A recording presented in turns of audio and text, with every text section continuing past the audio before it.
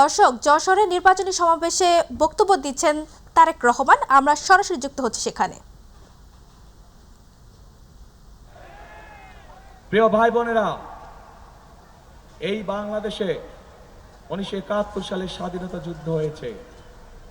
বিভিন্ন সময়ে আন্দোলন, গণতন্ত্র পুনরুদ্ধারের জন্য আন্দোলন সংগ্রাম হয়েছে।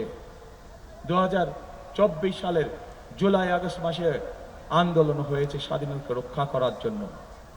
সেই আন্দোলনের সময় আমরা কিন্তু কারো ধর্ম, বর্ণ কোনো কিছু দেখিনি। রাজপথ দখলের সময় আমরা মুসলমান, হিন্দু, বৌদ্ধ, খ্রিস্টান সকল ধর্মের মানুষ মিলে যুদ্ধ করে এই দেশ স্বাধীন করেছি।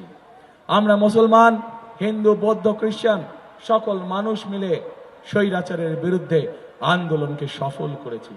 প্রিয় ভাই বোনেরা, আমরা বিএনপি, আমরা মুসলমান, হিন্দু, বৌদ্ধ, খ্রিস্টান সকল ধর্মের মানুষকে সাথে নিয়ে আগামী দিনে শান্তিতে বসবাস করতে চাই এবং আমরা সকলকে সাথে নিয়ে এই দেশকে সুন্দরভাবে গড়ে তুলতে চাই।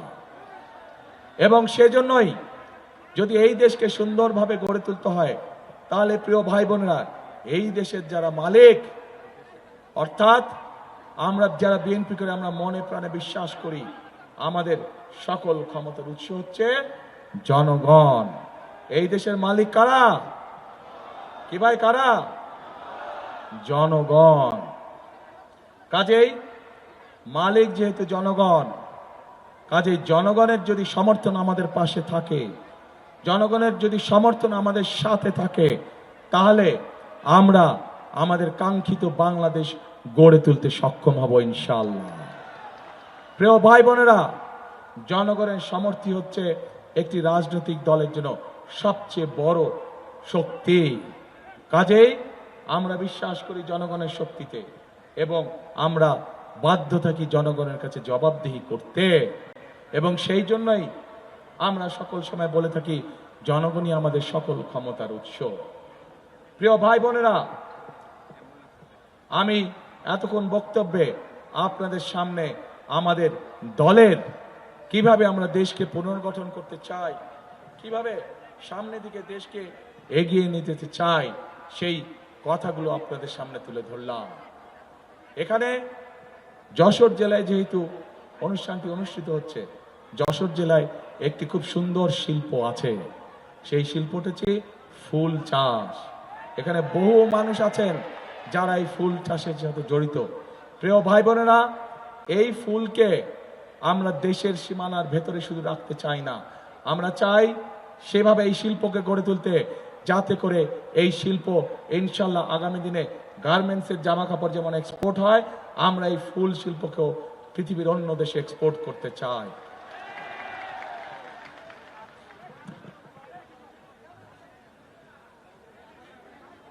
প্রিয় ভাই বোনেরা, প্রিয় ভাই বোনেরা, আজকে এই এলাকার আরেকটি শিল্প আছে। যদি আমরা এই শিল্পটিকে গড়ে তুলতে পারি, মানুষের যেরকম সমস্যার সমাধান হবে, একইভাবে কর্মসংস্থানের সুযোগ হবে এবং আমরা বহু পরিমাণ বৈদেশিক মুদ্রা অর্জন করতে, বৈদেশিক মুদ্রা সাশ্রয় করতে সক্ষম হব। কি সেটি হচ্ছে আখ চাষ। আমরা দেখেছি এই এলাকায় প্রচুর আখ চাষ হয়, কিন্তু তারপরেও আমাদের চিনি কলগুলো বন্ধ হয়ে পড়ে থাকে। প্রিয় ভাই বোনেরা, আমরা এই চিনি কলগুলোকে আবার চালু করতে চাই। চিনি কলগুলো চালু করার মাধ্যমে আমরা যেমন কর্মসংস্থানের ব্যবস্থা করতে চাই, আমরা চাই দেশের বৈদেশিক মুদ্রাকে সাশ্রয় করতে, আমরা চাই এই দেশের মানুষ নিজের উৎপাদিত চিনি এই দেশেই ব্যবহার করতে যাতে সক্ষম হয়। প্রিয় ভাই বোনেরা, এভাবেই আমরা ধীরে ধীরে প্রত্যেকটি এলাকা, প্রত্যেকটি জেলা, সামগ্রিকভাবে সমগ্র বাংলাদেশকে আমরা পরিকল্পিতভাবে গড়ে তুলতে চাই। দর্শক, এই মুহূর্তে চট্টগ্রামে লোহাগড়ায় কথা বলছেন জামায়াত আমির। আমরা সরাসরি সেখানে চলে যাচ্ছি। আচ্ছা, 16 দিয়ে আমরা শুরু করি। 16 এই ইনসাফের প্রতীক আমরা তুলে দিব আমাদের ভাই প্রিয় জহিরুল ইসলামের সাথে হাতে। অধ্যক্ষ জহিরুল ইসলাম ধরেন, আসেন, এখানে আসেন, শক্ত করে ধরেন, আলতো করে ধরলে হবে না, মুষ্টিবদ্ধ ধরেন, উঁচু করে ধরেন। প্রতীক আছে? কোন সে প্রতীক? ইনশাআল্লাহ, মাশাআল্লাহ, ইনশাআল্লাহ। আরো জুড়ে 12 তারিখ সারাদিন ইনশাআল্লাহ, সকাল সন্ধ্যা বিজয় হবে ইনশাআল্লাহ, মাশাআল্লাহ। এবার চট্টগ্রাম কত? চট্টগ্রাম আচ্ছা, ধরেন ধরেন ধরেন ধরেন, এত লজ্জা পান? জাতির দায়িত্ব নেবেন আর লজ্জা পাইলে হবে? বীর পুরুষের মতো হাত শক্ত করেন। কোন সে প্রতীক? জুড়ে সুরে ইনশাআল্লাহ বিজয় হবে। 12 তারিখ দেখা হবে সকাল সন্ধ্যা ইনশাআল্লাহ, মাশাআল্লাহ। এরপরে চট্টগ্রাম 13 আনোয়ারা, অধ্যাপক মাহমুদুল হাসান, মাশাআল্লাহ। তার হাতে আমরা ইনসাফের প্রতীক দাঁড়িপাল্লা তুলে দিলাম। আপনারা সমঝে নিলেন? কি সমঝিলেন? কি সমঝিলেন? আরো জুড়ে, আরো জুড়ে, জুড়ে সুরে 12 তারিখ ইনশাআল্লাহ বিজয় হবে, মাশাআল্লাহ। এরপরে আসেন আসেন আসেন আসেন, ওটা আলাদা। ও আচ্ছা, চট্টগ্রাম ওটা হইল 14 না? আপনারটা? আমারটা 14।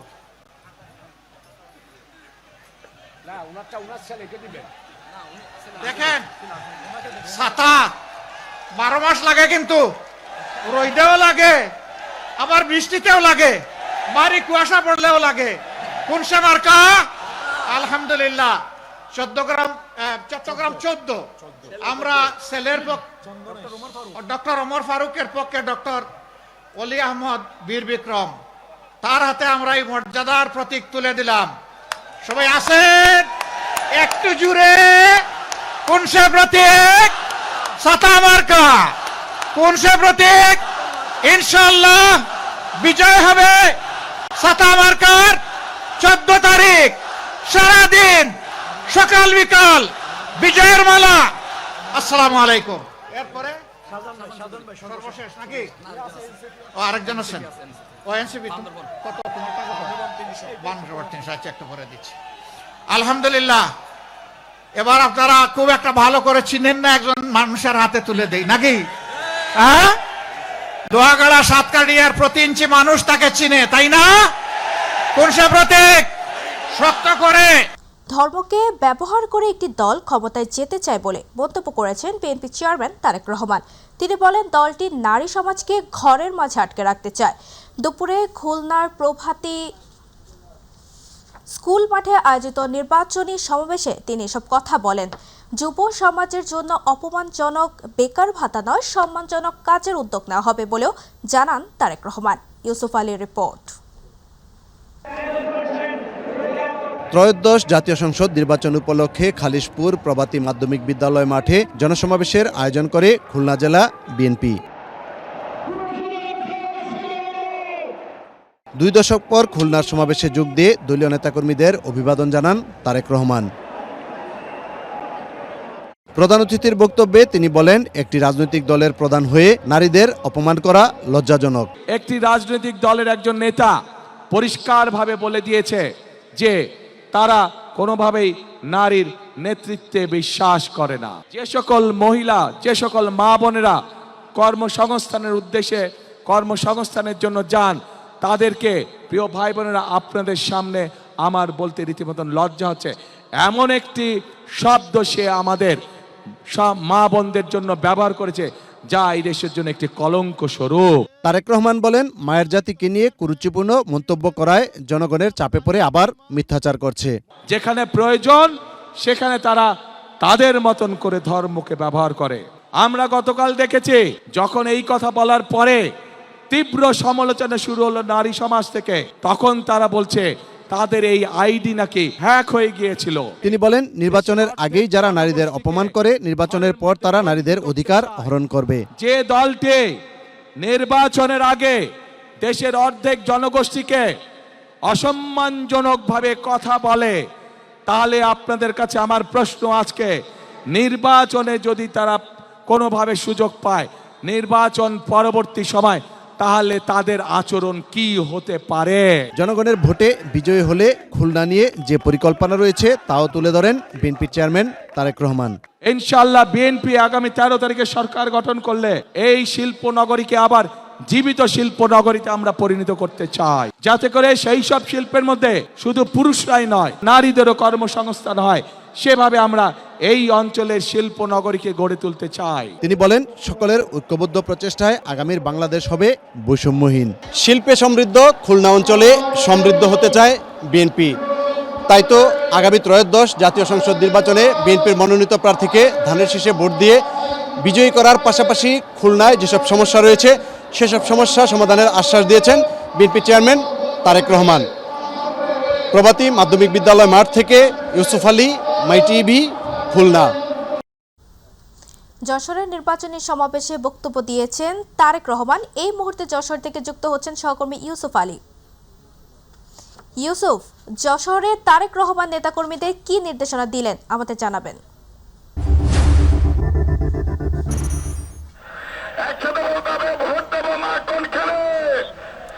তাবাসসুম, আপনি জানেন যে খুলনার সমাবেশ শেষে তারেক রহমান এইমাত্র যশোরে সমাবেশে বক্তব্য শেষ করলেন। তিনি এখানে মূল কথা যেটি বলেছেন যে এখানে যে চিনি কল রয়েছে এবং এখানে যে ফুলের চাষ হচ্ছে সেটিকে চিনি কলকে পুনরায় সেটাকে চালু করা হবে এবং সেখানে যাতে কর্মসংস্থান সৃষ্টি হয় সেটির ব্যবস্থা করবেন। এবং ফুল উৎপাদন হয় যে এখানে এটাকে শুধু জাতীয় বাজারে নয়, আন্তর্জাতিক বাজারেও সেটিকে আরও বৃহৎ পরিসরে যাতে আন্তর্জাতিক বাজারে এটিকে রপ্তানি করা যায় সেই ব্যবস্থা করবেন। এছাড়া জামাতের সমালোচনা করেছেন। তিনি বলেছেন যে জামাত মিথ্যাচার করছে এবং নারীদেরকে নিয়ে যে কটূক্তি করেছে সেই কটূক্তির বিষয়ে বিশেষজ্ঞরা যেটি বলেছে যে তাদের আইডি হ্যাক হয়নি, সেটি নিয়েও তারা মিথ্যাচার করেছে। অর্থাৎ তারেক রহমান বুঝাতে চেয়েছে যে জামাত ইসলাম যেটি বলে যে সৎ লোকের শাসন তারা বাস্তবায়ন করবেন, তিনি বলেছেন নির্বাচনের আগেই তারা নারীদেরকে অবমাননা করে তারা মিথ্যাচার করছেন। এই মিথ্যাচার করে তারা কখনো সৎ লোকের শাসন বাস্তবায়ন করতে পারবেন না। এবং ইউসুফ, আপনাকে ধন্যবাদ। পচে যাওয়া নেতৃত্ব দিয়ে আগামীর বাংলাদেশ বিনির্মাণ সম্ভব নয় বলে মন্তব্য করেছেন জামায়াত আমির ডক্টর শফিকুর রহমান। তিনি বলেন, পুরনো রাজনীতির পরিবর্তনই জামায়াতের লক্ষ্য। কক্সবাজারের মহেশখালীতে নির্বাচনী জনসভায় এসব কথা বলেন তিনি। চাঁদাবাজি, দখলবাজি ও মামলা বাণিজ্য বন্ধের ঘোষণা দিয়ে জামায়াত আমির বলেন, আগামী 13 তারিখ থেকে নতুন বাংলাদেশের উদয় হবে। আতিকুর রহমান তিতাসের রিপোর্ট। ডক্টর শফিকুর রহমান সহ 11 দলীয় জোটের অন্যান্য নেতৃত্ব চট্টগ্রাম ও কক্সবাজারের 5টি স্থানে আয়োজিত সমাবেশে যোগ দিতে সকালে কক্সবাজার পৌঁছান জামায়াত ইসলামীর আমির ডক্টর শফিকুর রহমান। বেলা 12:15টার দিকে মহেশখালীতে আয়োজিত সমাবেশে যোগ দেন জামায়াত আমির।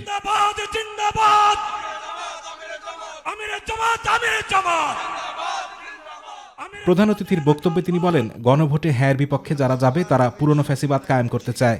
নিজের পরিবারের সমস্ত সদস্য, আপনজন, প্রিয়জন, প্রতিবেশী, কর্মস্থলের সাথী, সমাজের মানুষ সবাইকে নিয়ে হায়ের পক্ষে জোয়ার তুলতে হবে ইনশাআল্লাহ।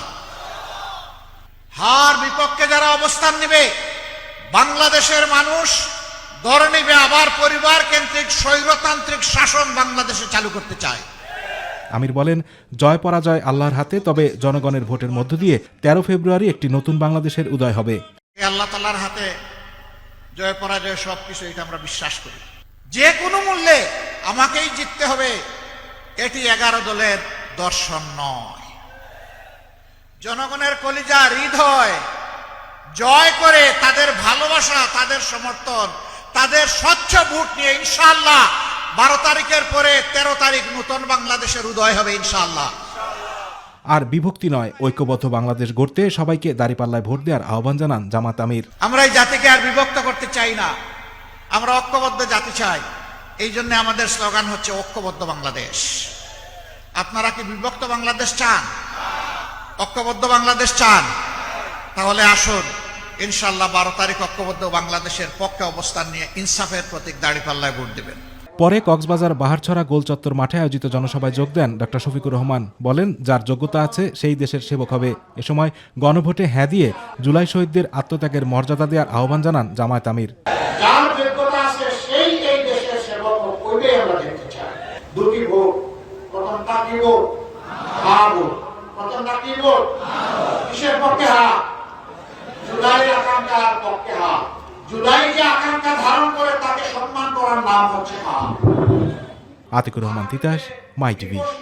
সেজন্য বাংলাদেশের প্রধান বিএনপির মহাসচিব ও ঠাকুরগাঁও ১ আসনের ধানের শীষের প্রার্থী মির্জা ফখরুল ইসলাম আলমগীর বলেছেন, জামায়াতে ইসলামী দেশকে আফগানিস্তানে পরিণত করতে চায়। যদি জামায়াতের আমির নারীদের নিয়ে মন্তব্য করে তাহলে সেটা ঠিক হয়নি। সকাল 11:30টার নিজ নির্বাচনী এলাকায় ঠাকুরগাঁও ১ আসনের ঢোলারহাট বাজারে নির্বাচনী সভায় এসে তিনি এসব মন্তব্য করেন। তিনি আরও বলেন, জাতি আর পেছনে যেতে চায় না, নারী পুরুষের সমান অধিকার নিয়ে এগিয়ে যেতে চায় বিএনপি।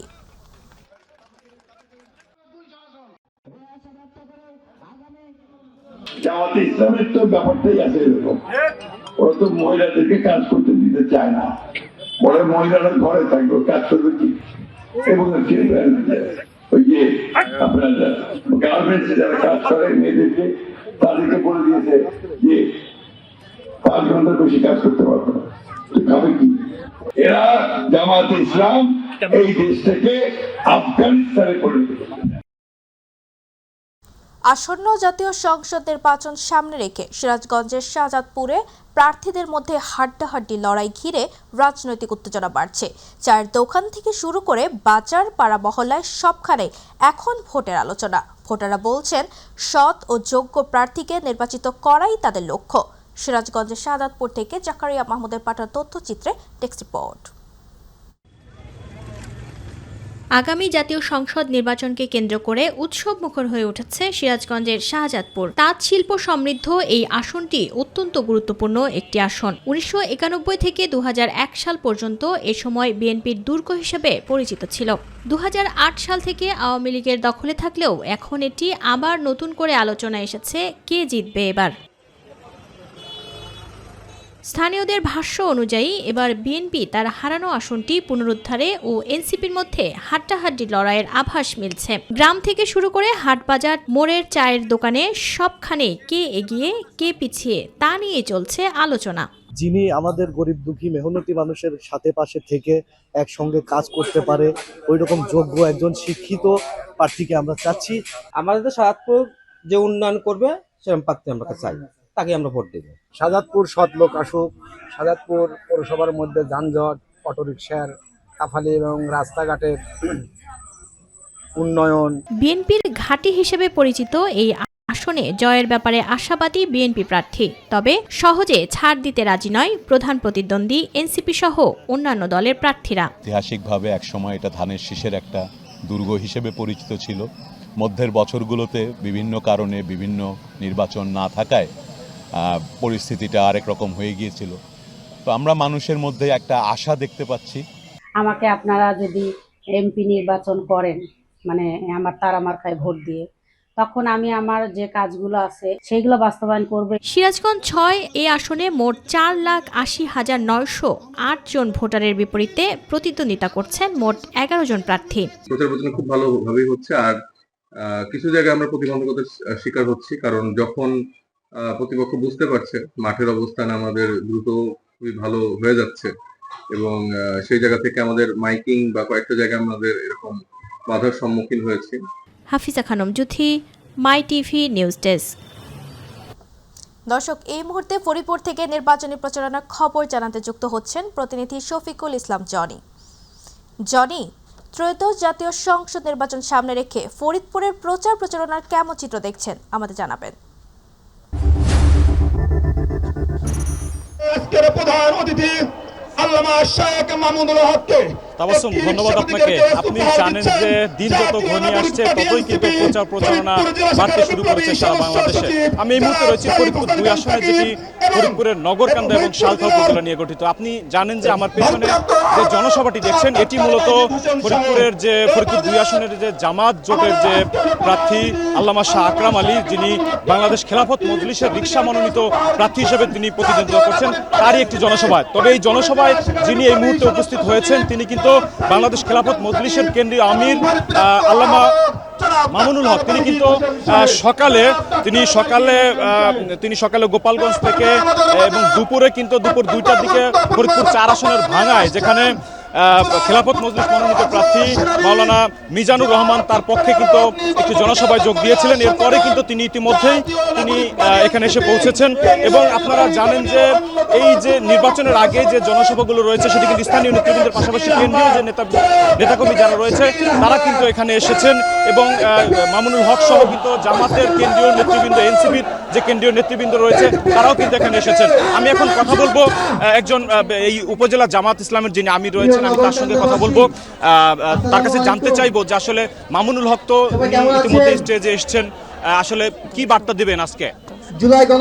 আলহামদুলিল্লাহ, 11 দলীয় জোটের পক্ষ থেকে অন্যতম শরিক দল বাংলাদেশ খেলাফত মজলিসের আমিরে মজলিস আল্লামা শাইখুল হাদিস মামুনুল হক সাহেব আমাদের ফরিদপুর 2 তথা শালদা নগরকান্দা উপজেলায় নির্বাচনী জনসভার প্রধান অতিথি হিসাবে আগমন করে বাংলাদেশকে একটি নতুন বার্তা দিতে চান, যেই বাংলাদেশ হবে ন্যায় ইনসাফ ভিত্তিক, যেই বাংলাদেশে কোনো বৈষম্য থাকবে না, সুন্দর একটি সুষ্ঠু বাংলাদেশ গঠন করবে। শুনছিলেন যে এই আসনটিতে মূলত 2 জন প্রার্থী প্রতিদ্বন্দ্বিতা করছেন, 6 জন প্রার্থী প্রতিদ্বন্দ্বিতা করছেন। এদের মধ্যে বিএনপি থেকে প্রতিদ্বন্দ্বিতা করছেন দলটির কেন্দ্রীয় সাংগঠনিক সম্পাদক শামা ওবায়দ ইসলাম রিঙ্কু, এছাড়াও যিনি যে জামাত জোটের যিনি প্রার্থী বাংলাদেশ খেলাফত মজলিসের যিনি প্রতিদ্বন্দ্বিতা করছেন আল্লামা শাহ আকরাম আলী, তাকে ধলা হুজুর নামে তিনি বেশি পরিচিত। তবে এই যে আজকের যে মামুনুল হকের যে প্রোগ্রাম, মামুনুল হকের যে জনসভাকে ঘিরে কিন্তু এখানে একটি বড় ধরনের একটি বার্তা আসতে পারে বলেই কিন্তু আশা করছেন এখানে আগত যারা কর্মী সমর্থক যারা আছে তারা। তো এই ছিল আমার কাছে ফরিদপুর থেকে প্রচারণার সর্বশেষ তাবাসসুম। ত্রয়োদশ জাতীয় সংসদ নির্বাচন ও গণভোট সামনে রেখে মাদারীপুর 3 সংসদীয় আসনে নির্বাচনী প্রচারণা এখন তুঙ্গে। প্রার্থীরা ভোটারদের দ্বারে দ্বারে গিয়ে নিজেদের নির্বাচনী ইশতেহার তুলে ধরছেন, উন্নয়ন সহ নানান প্রতিশ্রুতি দিচ্ছেন তারা। আর ভোটাররাও এবার দেখে শুনে সৎ শিক্ষিত প্রার্থীকে ভোট দিয়ে নির্বাচন করবেন। তবে ভোট কেন্দ্রের পরিবেশ যেন শান্তিপূর্ণ ও ভয়ভীতি মুক্ত থাকার প্রত্যাশা ভোটারদের। বিস্তারিত জানাচ্ছেন প্রতিনিধি জিয়াউদ্দিন লিয়াকত। ত্রয়োদশ জাতীয় সংসদ নির্বাচন ও গণভোটকে সামনে রেখে মাদারীপুর 3 সংসদীয় আসনে নির্বাচনী প্রচারণা এখন তুঙ্গে। শেষ সময় এসে প্রার্থীরা ভোটারদের দ্বারে দ্বারে গিয়ে নিজেদের নির্বাচনী ইশতেহার তুলে ধরছেন। উন্নয়ন, কর্মসংস্থান, শিক্ষা ও আইন শৃঙ্খলা রক্ষায় প্রতিশ্রুতি দিচ্ছেন তারা। কালকিনি ও ডাসার উপজেলা এবং মাদারীপুর সদর উপজেলার অন্তর্ভুক্ত 5টি ইউনিয়ন নিয়ে গঠিত এই আসনে সকাল থেকে গভীর রাত পর্যন্ত চলছে গণসংযোগ, পথসভা, উঠান বৈঠক ও মাইকিং। নির্বাচনী ব্যানার ও ফেস্টুনে ছেয়ে গেছে গুরুত্বপূর্ণ সড়ক ও মোড়গুলো। আমরা এবার সুন্দর একটি নির্বাচন দেখতে চাই। সেই সুন্দর নির্বাচন করার লক্ষ্যে আপনারা সকলে সতর্ক থাকবেন, সকলে আগ্রহী থাকবেন, সকলে ভোট কেন্দ্রে আসবেন। মাদারীপুর 3 আসনে বিএনপি, জামাত ইসলামী বাংলাদেশ ও ইসলামী আন্দোলন বাংলাদেশ সহ মোট 5 জন প্রার্থী প্রতিদ্বন্দ্বিতা করছেন। সামাজিক দ্বন্দ্ব নিরসন, যুব সমাজকে কর্মসংস্থানের ব্যবস্থা, নেশামুক্ত সমাজ গড়ব এবং সবাই মিলে আমরা গড়ার জন্য যে সুন্দর সহ অবস্থানের পরিবেশ দরকার, সেই ধরনের একটি পরিবেশ আমরা মাদারীপুর 3 আসনে তৈরি করব। নির্বাচনকে কেন্দ্র করে প্রশাসনের পক্ষ থেকে নিরাপত্তা ব্যবস্থা জোরদার করা হয়েছে। সক্রিয় রয়েছে আইন শৃঙ্খলা রক্ষাকারী বাহিনী। নির্বাচন পূর্ব সময়ে আইন শৃঙ্খলা বাহিনী এবং সেনাবাহিনী, র্যাব, বিজিবি সহ সকল বাহিনী তাদের কর্মকৌশল ঠিক করে ফেলেছে যেন জনগণ শান্তিতে নির্বিঘ্নে ভোট দিতে পারে। পাশাপাশি আমরা সকল কেন্দ্রে যেন সিসি ক্যামেরা আওতাভুক্ত হয় সেই চেষ্টাও আমরা করে যাচ্ছি। অবাধ ও সুষ্ঠু নির্বাচন হলে নির্ভয়ে ভোটাধিকার প্রয়োগ করতে পারবেন এমন প্রত্যাশা সাধারণ ভোটারদের। তারা চান ভোট কেন্দ্রের পরিবেশ থাকুক শান্তিপূর্ণ ও ভয়ভীতিমুক্ত। সন্ত্রাস, চাঁদাবাজ ও দুর্নীতিমুক্ত নতুন বাংলাদেশ গড়ার নানা প্রতিশ্রুতি দিয়ে ভোটারদের মন জয় করার চেষ্টা করছে প্রার্থীরা। আর ভোটাররা এবার সচেতন, তারা দেখে শুনে তাদের পছন্দের প্রার্থীকে ভোট দিয়ে সংসদে পাঠাতে চায়।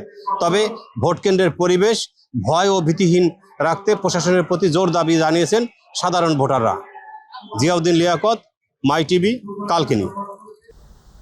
দ্বৈত নাগরিকত্ব ও তথ্য গোপনের অভিযোগে ঢাকা 11 আসনে বিএনপি মনোনীত প্রার্থী ডক্টর এম.এ. কাইয়ুমের প্রার্থিতার বৈধতা চ্যালেঞ্জ করে রিট দায়ের করা হয়েছে। সকালে ঢাকা 11 আসনে 11 দলীয় জোটের প্রার্থী ও জাতীয় নাগরিক পার্টির আহ্বায়ক নাহিদ ইসলাম এর রিট দায়ের করেন। রিটে ঢাকা 11 আসনে বিএনপি মনোনীত এই প্রার্থীর প্রার্থিতা স্থগিত চাওয়া হয়েছে। এর আগে ঢাকা 11 আসনে 12 দলীয় জোটের প্রার্থী ও জাতীয় নাগরিক পার্টির আহ্বায়ক নাহিদ ইসলাম এবং বিএনপি মনোনীত প্রার্থী ও দলটির ক্ষুদ্র ঋণ বিষয়ক সম্পাদক ডক্টর এম.এ. কাইয়ুম এর মনোনয়নপত্র বৈধ ঘোষণা করে নির্বাচন কমিশন।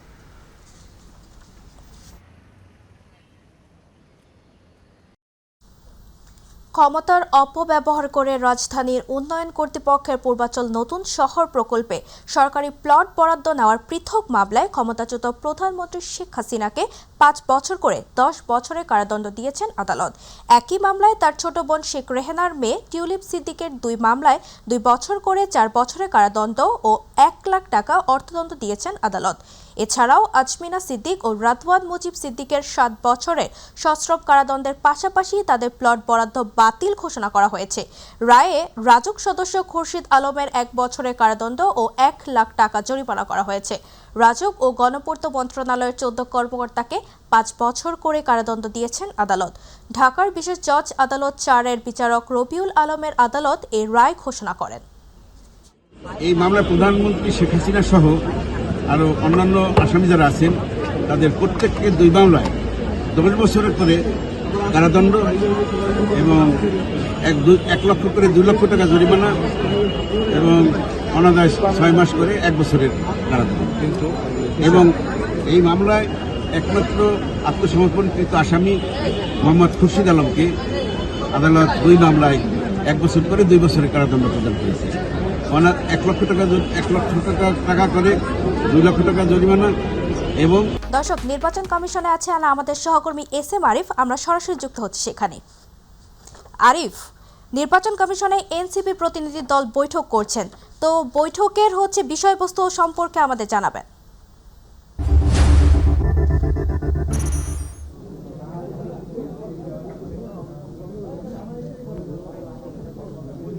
তাবাসুম, 3 সদস্যের এনসিপির 3 সদস্যের প্রতিনিধি দল এই কিছুক্ষণ আগেই প্রধান নির্বাচন কমিশনের রুমে ঢুকেছেন। তারা হয়তো তাদের অভিযোগ থাকলে বা কোনো পরামর্শ থাকলে সেটি দেবেন। আমরা গত 2-3 দিন ধরে দেখছিলাম যে গতকালকে দেখেছি বিএনপির প্রতিনিধি দল আসলে, এর আগে জামাতের প্রতিনিধি দল এই ইএসির সাথে কথা বলেছেন, তারা বৈঠক করেছেন। আজকে সেই ধারাবাহিকতায় হয়তো এনসিপির যে প্রতিনিধি দল তারা এসেছেন এবং তাদের যদি কোনো অভিযোগ থেকে থাকে নির্বাচন প্রক্রিয়া সম্পর্কে বা নির্বাচন কমিশনের সাথে কথা বলবেন যে নির্বাচন প্রক্রিয়া কতটুকু এগিয়েছে, নির্বাচন সামনে কি হতে পারে, সব মিলিয়ে একটি বৈঠক তারা করছেন। এবং পাশাপাশি কোনো পরামর্শ যদি থাকে, এমন গতকালকে বিএনপির থেকে একটি পরামর্শ কিন্তু নির্বাচন কমিশনকে দেওয়া হয়েছিল যে নির্বাচন কমিশন একটি সিদ্ধান্ত নিয়েছিল ছাত্রদেরকে এই নির্বাচনের সাথে যুক্ত করা, সেটি কিন্তু তারা সেই পরামর্শ দিয়েছেন যে তাদের ছাত্রদের রাখা হবে না। এমন কোনো পরামর্শ যদি থাকে সেটি আসলে এনসিপি হয়তো দিতে পারেন। পাশাপাশি যেটি বলছে অভিযোগ, বিভিন্ন জায়গায় প্রার্থী নিয়ে আমরা দেখেছি তাদের অভিযোগ আছে, সেই অভিযোগগুলো হয়তো দিতে পারেন, যদিও এখনও আনুষ্ঠানিকভাবে সেই অভিযোগগুলো দাখিলের কিন্তু সময় শেষ হয়ে গেছে। আমরা আজকে কিন্তু দেখেছি একটি হাইকোর্টে একটি রিট হয়েছে ঢাকা 11 আসনকে ঘিরে। সেই আসনে কিন্তু যারা বিএনপি প্রার্থী রয়েছেন ডক্টর এম.এ. কাইয়ুম, তার বিরুদ্ধে কিন্তু 2-3 নাগরিকত্বের যে অভিযোগ সেটি কিন্তু এনেছেন এই যে এনসিপি, বিশেষ করে 11 দলীয় ঐক্যের যে ওইখানে প্রার্থী নাহিদ ইসলাম, তিনি কিন্তু আজকে রিটটি করেছেন। তো এরকম নানা অভিযোগ হয়তো থাকতে পারে, এসির সাথে সেগুলো নিয়ে কথা বলবেন।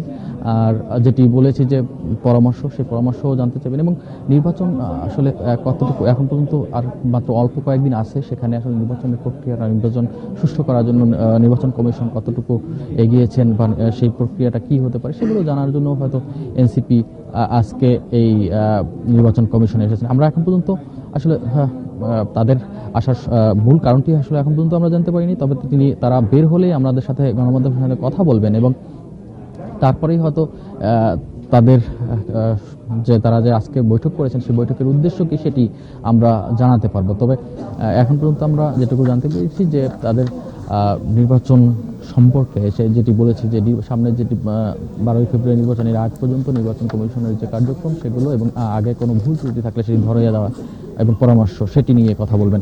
তো এই ছিল আমার কাছে সর্বশেষ এখান থেকে। নারায়ণগঞ্জের ফতুল্লার গুরুত্বপূর্ণ শিপু মার্কেট থেকে পোস্ট অফিস সড়কটি দীর্ঘদিন ধরে সংস্কার না হওয়ায় ভাঙ্গাচোরা, খানাখন্দ, কাদা ও জলাবদ্ধতায় জনদুর্ভোগ চরমে পৌঁছেছে। শতাধিক কলকারখানা ঘিরে থাকা এই সড়কে প্রতিদিনই ঘণ্টার পর ঘণ্টা যানজট লেগে থাকে। স্থানীয়দের অভিযোগ, শিপু মার্কেট এলাকায় ট্রাফিক বক্স থাকলেও বেশিরভাগ সময় সেখানে পুলিশ থাকে না। প্রতিনিধি শাহাবুদ্দিনের তথ্যচিত্রে তামান্না সাদিকার রিপোর্ট। নারায়ণগঞ্জের ফতুল্লায় শিবু মার্কেট এলাকায় প্রতিদিনই তীব্র যানজটে চরম ভোগান্তিতে পড়েছেন সাধারণ মানুষ। সড়কের সরকারি জায়গা দখল করে অবৈধ দোকান, গাড়ির কাউন্টার ও যত্রতত্র অটোরিকশা দাঁড়িয়ে থাকায় স্বাভাবিক যান চলাচল প্রায় বন্ধ হয়ে গেছে। এখানে ডিস্ট্রিক্ট যে গাড়িগুলো আছে, যে কাউন্টারগুলো, এই কাউন্টারগুলো বাসগুলো এখানে থাকে। এই বাসের কাউন্টারগুলো যদি আমাদের এই যে স্টেডিয়াম এই সাইডে দিয়ে দেয় তাহলে আমাদের মনে অনেক ভালো হয়। এখানে ট্রাফিক ব্যবস্থা না থাকার কারণে এই যানজট নিয়মিত লেগে থাকতেছে। আর এই যানজটের কারণে আমরা সাধারণ পথচারী থেকে শুরু করে বিভিন্ন যানবাহন ভোগান্তির শিকার হয়। সকাল থেকে রাত পর্যন্ত যানজটের কারণে সবচেয়ে বেশি ভোগান্তিতে পড়েছেন অফিসগামী মানুষ, শিক্ষার্থী ও রোগীবাহী যানবাহন। অনেক সময় অ্যাম্বুলেন্সও আটকে থাকছে। এখানে যে সকল অটো ড্রাইভাররা আছে তারা কোনো নিয়মকানুন মেনে চলে না। তারা ইচ্ছে মতো গাড়ি রাখবে, রাইখা তারা ধরেন যে লোকাল বাস পর্যন্ত তারা আটকে রাখে। ইহাতে কিভাবে পরিত্রাণ পাওয়া যায় সেই জন্য ব্যবস্থা নেওয়ার জন্য আমি জোর অনুরোধ জানাচ্ছি। এলাকাবাসীর দাবি, দ্রুত অবৈধ স্থাপনা উচ্ছেদ, অটোরিকশার জন্য নির্দিষ্ট স্ট্যান্ড এবং নিয়মিত ট্রাফিক ব্যবস্থাপনা জোরদার না হলে পরিস্থিতি আরও ভয়াবহ হয়ে উঠবে। তামান্না সাদিকা, মাই টিভি।